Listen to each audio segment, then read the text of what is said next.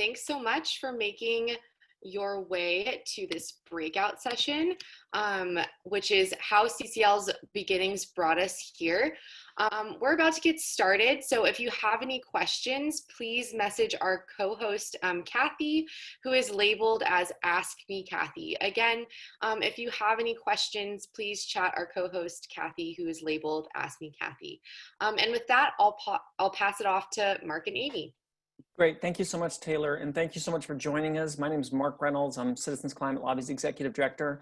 And what Amy and I are going to do is focus on the very early years of Citizens Climate Lobby and the kind of some of the things that happened that really established the organization that we would become. So this is the voice that will be Mark, and here's Amy.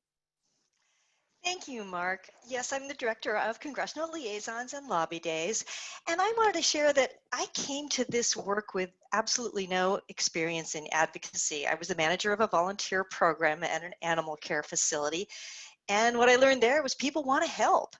I worked on animal rescue relief during the Southern California fires and also during Katrina. And someone who stepped forward was T. Boone Pickens, yes, of oil and gas fame.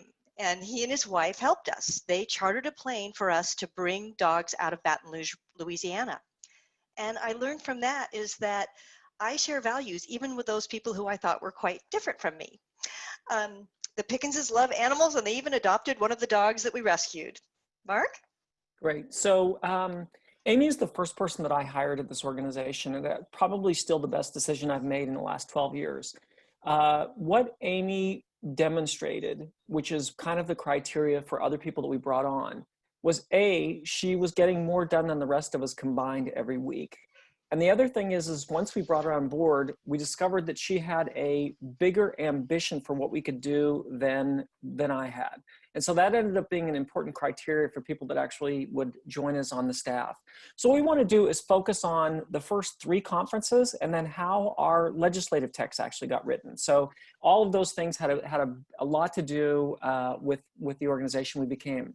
This is what the first conference looks like. And I want to talk to you actually a little bit about what happened before that conference. So this is a 2010 conference. There are 27 people. We thought, oh my goodness, when we got there with 27 people at the Marriott in Washington, D.C., who's ever put on something like this? This is enormous. This is really something. But the year before, which was also in June, Danny Richter, who you can see with a red shirt, who at that time, you can see in the picture at the time that we went, was a graduate student at Scripps Institution of Oceanography. And Marshall Saunders, our founder, and I decided to spend 2 days on Capitol Hill. It was right in the heart of when Waxman-Markey was being debated, which was a 1,400-page, we thought, overly complicated bill. So we spent 2 days on the Hill. And what we did on the first day is basically told Democrats that the bill they were trying to pass was a bad idea and that we had a better idea. Now, I don't know about you, but how much do you like it when people tell you that something that you think is a good idea is a bad idea, but I have a better idea?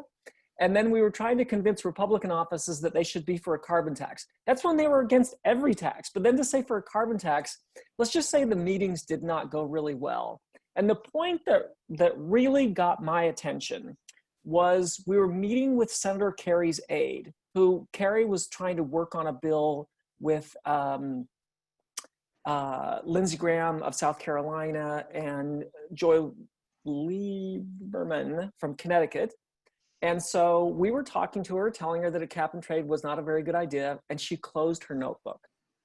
Now, if you're meeting with somebody and they close their notebook, I think if you're paying attention at all, you've picked up a pretty clear signal that as far as they're concerned, the meeting's over. So we should have picked up on that, thanked her for her time, and left for the door. But how we responded was to talk louder and faster because we thought our points just weren't getting across. I remember her saying just before we left, I'm just trying to get a bill passed, in one of the most tired voices I'd ever heard in my life. And that was unnerving for me. And it was hard for me to sleep that night because I couldn't believe what a bad job we'd done of meeting with people. So the next morning, Marshall and Danny and I had breakfast. And I asked them if we could try a different approach. And that approach was, could we, rather than trying to convince them that cap and trade was a bad idea, and that a revenue neutral carbon tax was a better idea, how about if we just try to see if we have something in common with the people we met with? I mean, we couldn't be any worse than we were. So trying anything seemed like a good idea. And that day, every meeting went really, really well. So there's two things that we took away from that. One is, if we started on a personal level, if we started on what we had in common with people, looked like a better approach than trying to convince somebody of an argument that we thought was logical. But the other is that we needed to be nimble on our feet. And when things needed to change, we needed to be ready to have them change. So that was actually what preceded our first conference. And then sure enough, here we are, the first conference, and we had 24 people, Amy. And how many meetings did we end up with? We had 52 meetings. 52 meetings. So now many of you are aware that we got the model for citizen advocacy for an organization called Results.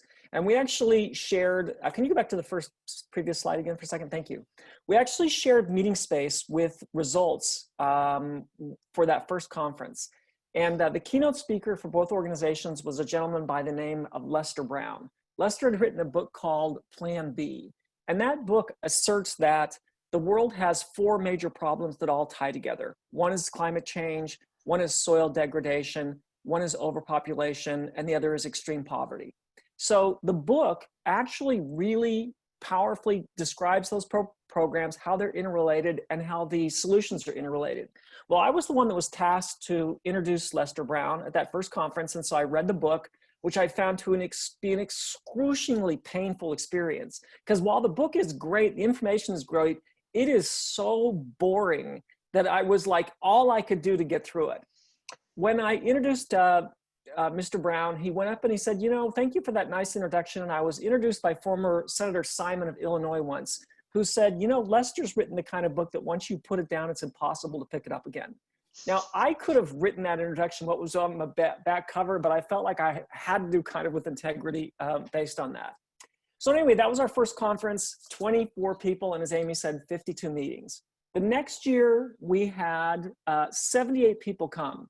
And Amy, how many people made it to how many meetings did we have for the second conference? That second conference, Mark, we had 120 meetings. Okay, good. And so, you know, this was now functioning outside of the results model, because the results model basically said if you were a constituent, you had a meeting. So what happened that we kind of broke out of that model? Well, Mark, this is where we had a different approach, and mostly it was because we didn't know any better. So where other groups only asked for lobby meetings where a constituent could be in the room, we asked for every meeting we could possibly get. So in the early days, we called the offices where we had no constituents, and we asked their preferred method for a meeting, and we just asked as many offices as we could for those meetings. And lo and behold, the staff were happy to meet with us. Yeah, great. So then there were two things that happened there that became very much defining moments of the organization we would become. At the first conference, we had a science presentation from 4 graduate students from Scripps Institution of Oceanographer. Dr. Danny Richter, who's now our head of government affairs, he was a grad student at the time. Lauren Rafelsky, who actually worked in the Keeling lab. So many Southern California CCLers have been able to actually go to the Keeling lab and see how it works. Also was Dr. Sandy Kirtland, who's a tenured climate science professor at UC Riverside and on our board, and Tim Ray. Tim Ray was an extreme runner, ran 100-mile races, and Tim had a heart attack between the first conference and the second one and died. And so what happened was, imagine your son is this 28-year-old, incredibly healthy, really smart guy, and he dies. And you're his parents, and you're trying to make sense of that. And they don't know anything about Citizens Climate Lobby. They just know that Tim loved the organization. And so they came to the second conference to try and understand more about Tim. And so we invited Tim's parents up in front of the room to just talk about him. And that became a really important point in the organization, because it was obvious to us that if what we needed to do was use our entire conference to help grieving parents get through a tough situation, we would do it. And so it became one of those important marks in the history of the organization where we became to understand that we were 100% committed to what we had to get done on climate change, but we had that same 100% commitment to our people. Our people were all we cared about. What we were doing were all we cared about. And that really emerged from having Tim's parents there and realizing that those particular people were as important as anything we were doing. Now, the other thing that happened that was important and kind of, you know, dramatic for the second conference is at the complete other side of the spectrum. So one of the things we decided early on when we were doing the early monthly calls is we noticed how angry and frightened most of our volunteers were. And so one of the things we decided early on is we needed to bring some joy and play to what we were doing. And that's really because, you know, we know enough about brain development now to know that if the only part of the brain you're activating, the amygdala, the fear part of the brain, you're activating less than 1% of the brain. And we thought if we could bring a little joy and play to the organization, we could actually get more of people's capacity to work on the issue. So the second thing that happened at that conference is there was a gentleman from the Pentagon named Captain Wayne Porter. Former Joint Chiefs of Staff Admiral Mullen had given Porter and a colleague of his named Captain Mickleby, Colonel Mickleby, the opportunity to kind of re-envision what our way of relating to the rest of the world is. And so they wrote this extraordinary paper. And what their paper basically said is the way we've related to the world is kind of out of the view that we came out of the Second World War, which is one of containment. But that doesn't make sense 70 years later. So this isn't something that the Pentagon ever adopted, but the fact that they gave these two guys a chance to do it, and they created this remarkable document. And so Captain Porter was sitting out in the hallway waiting to come up. Just before he was supposed to come up, Kathy Orlando, who started our CCL Canada, was teaching everybody a dance in the conference. So everybody was standing up and they were being taught how to do the Jai Ho dance. Like, have you ever seen Slumdog Millionaire? The dances that they do a lot of times at the end of movies from India. So Captain Porter, I see him in his full military whites, standing out in the hallway, looking like, oh my goodness, what did I get myself into? You know, I think I'm supposed to be talking this climate change conference, and they're all dancing to Jai Ho. So I reassured him that this was just this break in the activity, and that he came up and gave this talk. So the second conference really told us a couple of things that became important parts of the organization. People matter to us as much as people, as what we were doing. And two, we were going to try and bring some joy and play. Okay, at the same time of that conference, now you can go ahead and flip to Marshall's office. We were working on what was going to come out of Waxman-Markey. So there was a lot of anger in the environmental world about our failure to actually get something done in 2009 and 2010. And so this is a picture of Marshall's office. As you can see, there's pictures all over the place. His walls are just covered with pictures, and we don't plan to take that down anytime soon. So if it ever gets to a normal world again, where you can come visit the San Diego office, we'd love to show you Marshall's office and see of all these people that he's been working with over the years. So Marshall and I were on this call every Monday with this group of Washington insiders. These were people who, you know, had been working on this forever. They knew everybody.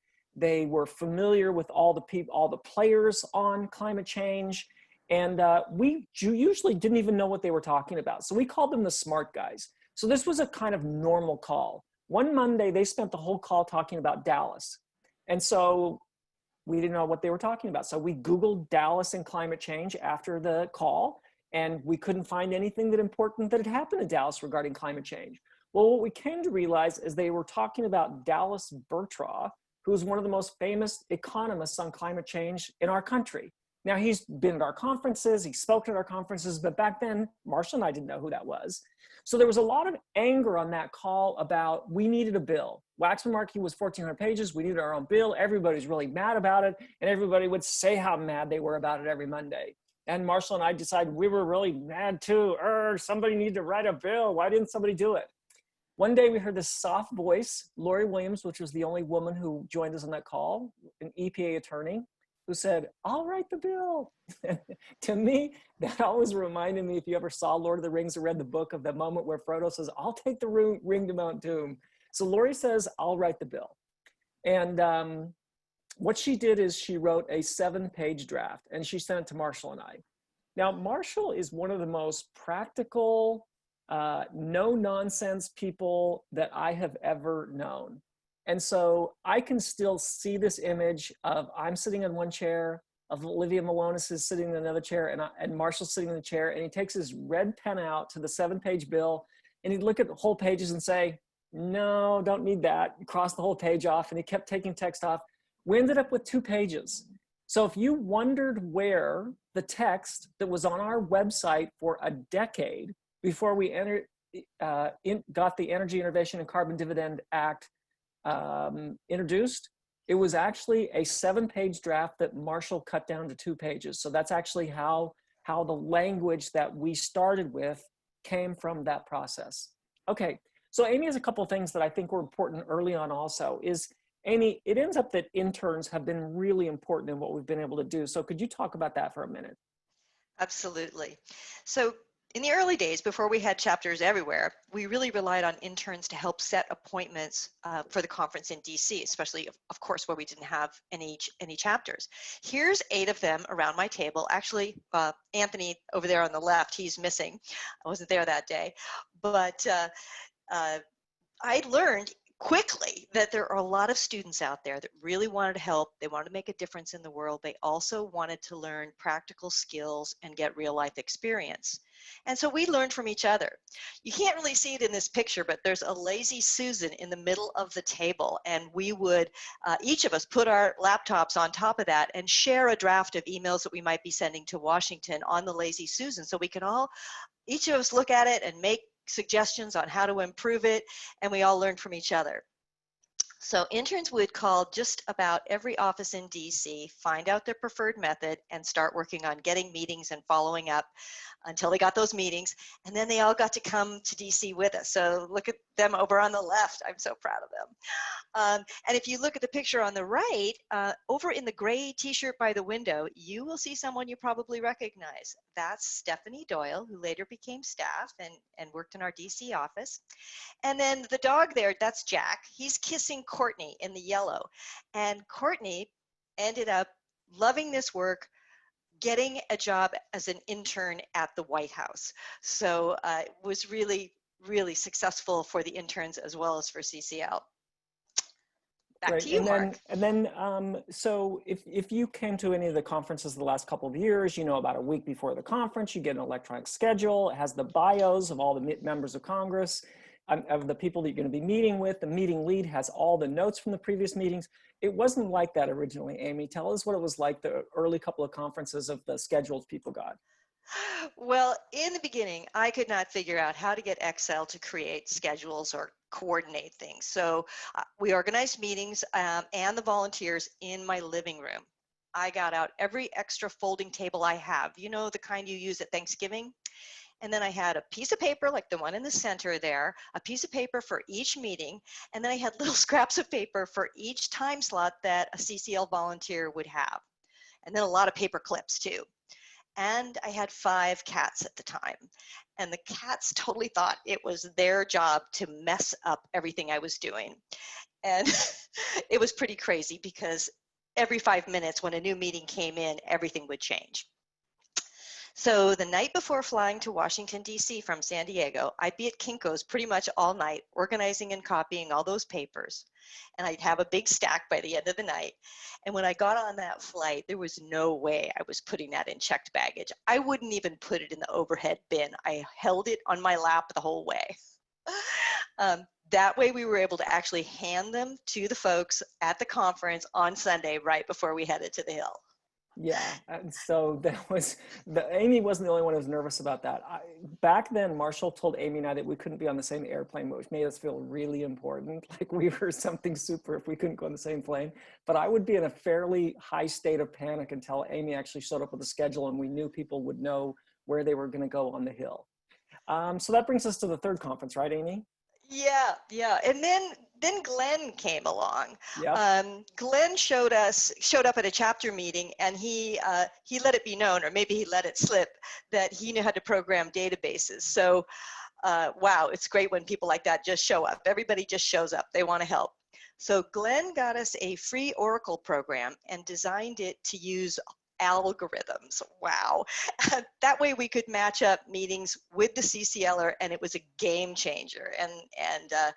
So that was just a great change for us.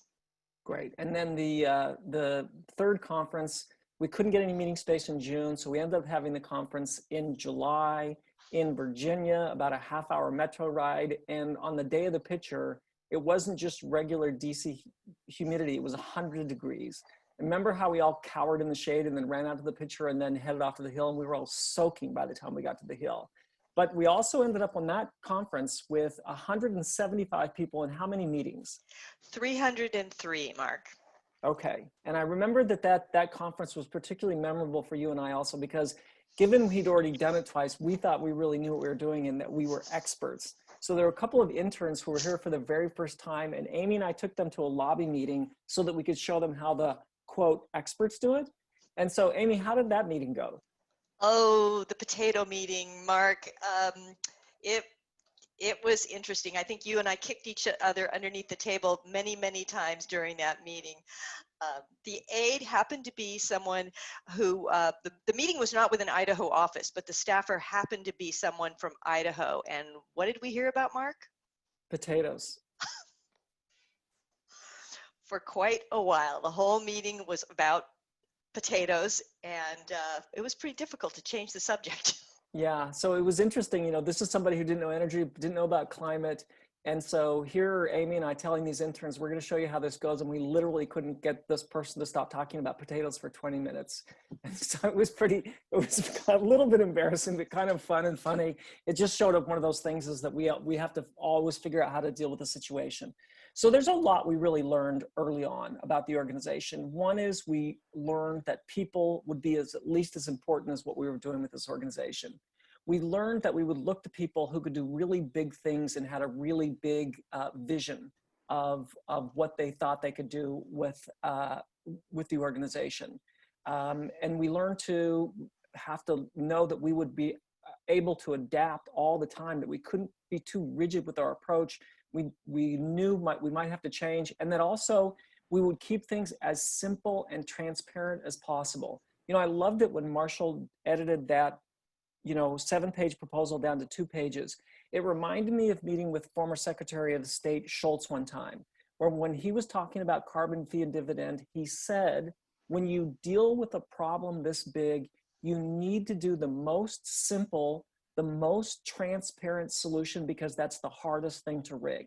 And that's what we try to do, is get something very simple and transparent and also exist as a transparent organization. Okay, that gets us to where we are today, which is we're holding meetings, a conference virtually. We're going to be seeing the majority of the House and Senate virtually. And I'm sure we'll walk away from this week of, what did we learn about seeing congressional offices? Not every congressional office was able to meet virtually, but I'm sure we'll learn some things about what that tells us about how to run the organization in the future. Okay, we tried to save a couple minutes for questions. So Kathy, are there questions that come up that you would like Amy and I to answer? Yes, I have one question here. How do you see Marshall's DNA still infused in our work? Wow, that's such a great question. Amy, you want to go first? I think of him all the time. I think of whenever I'm stuck, I just go to him always wanting to use gratitude and respect. I also think about how great a listener he was, and he was so okay with silence. And I would love to be able to model that more. Yeah, he was such a good listener. That's wow. I'm still working on that 12 years later, and I would say that I still mostly fail. I'll just remind everybody of what my first day happened at CCL. So I rode my bike to the office. I'd never been to the office, so I found my way up to the 3rd floor and found Marshall and Olivia. And he acted completely surprised and delighted to see me, just like he did every day that he saw me since then. Like when I walked in, I was the most special person on planet Earth. And then he walked me over to my office and he said, here's your phone, here's your desk. We need some more of these groups. There were 6 groups at the time. He said, we need some more of these groups. Now I'm not going to be looking over your shoulder. So then he left. So I'm sitting there with a phone and a desk and no plan at all. But I loved that. And it literally was that day that he walked back to me with the Gandhi book and handed it to me and opened it up to the anecdote about General Smuts. And he said, there's just one more thing I want to add besides I'm not going to be looking over your shoulder. And it was the anecdote where, Gandhi goes to see General Smuts when General Smuts is the general overseeing the South African Army. He says, I'm here to tell you that I plan to oppose your government. And Smuts said, oh, really? Like, you? Anything else I should know? And Gandhi says, oh, yes, I'm going to prevail. This really has Smuts mystified. And he says, and how do you plan to do that? And Marshall said, with your help. And I think that's a place where Marshall's DNA is still significantly imprinted on the organization. I think we have time for 1 or 2 more. So Okay. What has been the most meaningful in your leadership? What has been the most meaningful? I think in your relationship to the other people in the organization, maybe. I think the most meaningful thing, I'm going to try and answer at least in terms of what I've brought to the party, is trust. That I've always tried to start from the place that I trust people's judgment. I trust people will always try and do the best thing they can do. I trust that, if you trust people, people will make a lot of mistakes, but they'll make the kind of mistakes that we want them to make. Because we'd rather have people make mistakes by doing things than being cautious. So I hope that's the question I was supposed to be answering, Kathy. There's a quick question for Amy. How many congressional meetings are scheduled this time around? Do we have that number? Oh, it's right around 339. I did not check it this morning, but I think we're going to be seeing a lot more come in the next few days, and probably on Monday, as is normally the case. A lot of them come in late. Okay, and maybe one more. How do you respond to members or volunteers who want to take a more confrontational approach due to the urgency? How do you get them to see the value in our methodology? Yeah, so we're a science-based organization. So we do what we do because the climate scientists say we have to. We work on the solution because the overwhelming number of economists say this is the most simple, transparent, effective way to work. The social sciences settled also. The social sciences tells us that if you want people to come along, you need to lead with solutions. I know that it would seem sometimes more emotionally satisfying if we could get in people's faces or be angry or yell at people for not doing the right thing. It's just the science tells us that that's not what works. So, we will always follow the science, and that's why we do what we do. It's why we propose the proposal we're doing, and it's why we work in the way we work, not just because we believe it's the best way to work, but also the science validates it also.